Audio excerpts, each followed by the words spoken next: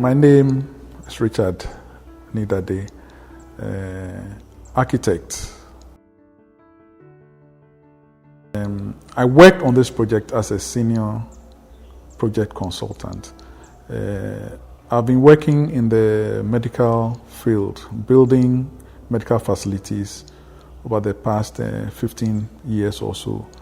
So it is this knowledge from working on medical projects, medical facilities, that was brought to bear. I've done district hospitals, blood processing centers, and at the bottom end, CHIPS compound. So it is this background that I brought to bear on the project.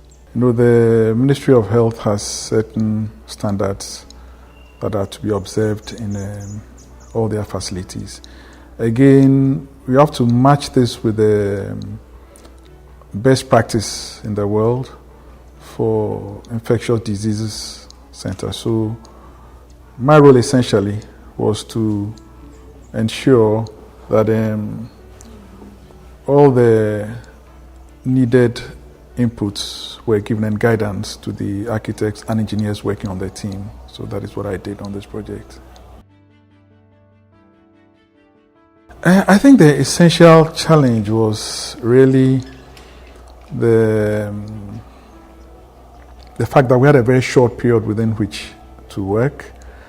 The disease was growing exponentially in the country, and we had to ensure that, armed with the knowledge that the adjoining facility was already full, that we had to work quickly to get to the time to commissioning. So it was that pressure that came from having to finish a product that would be used. That was the main challenge. So the work was around 24/7.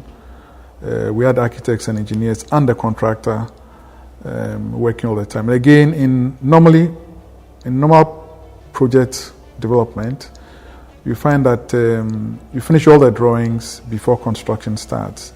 In this case, the contractor was just one step ahead of us. So in terms of design and development of design drawings, we couldn't afford to make any mistakes. So those were the real pressures that came onto the project. Yeah. We had milestones that we went along. I mean, a milestone as maybe finishing the ground floor slab, a milestone such as roofing, a milestone such as closing the building, a milestone such as commissioning the air conditioning. So these were all different stages. And at each stage, I was personally excited that we had reached that milestone and accomplished what we set out to do. Those were the exciting moments that I do recall. So I had many exciting moments as we went through. Of course, the peak of it was when the final commissioning was done.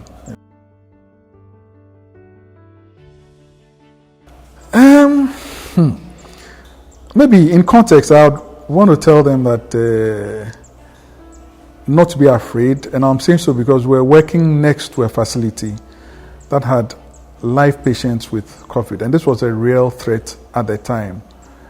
But in observing the right protocols and the right instructions we got from the medical team, we're able to sail through. Another thing too is to, as much as possible, adhere to standards, be punctual with everything you do. When there are agreed deadlines and agreed timelines, you need to go along those lines without compromising on cost or quality. Those are some of the lessons that I took.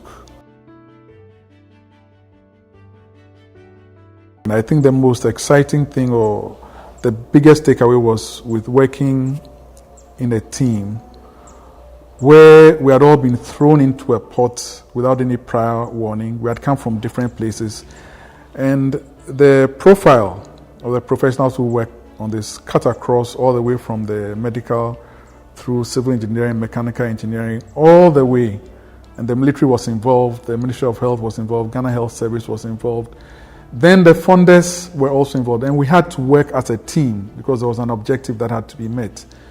And so in essence, I think probably learning to work in a team is one of the biggest takeaways. Again, there were conflicts.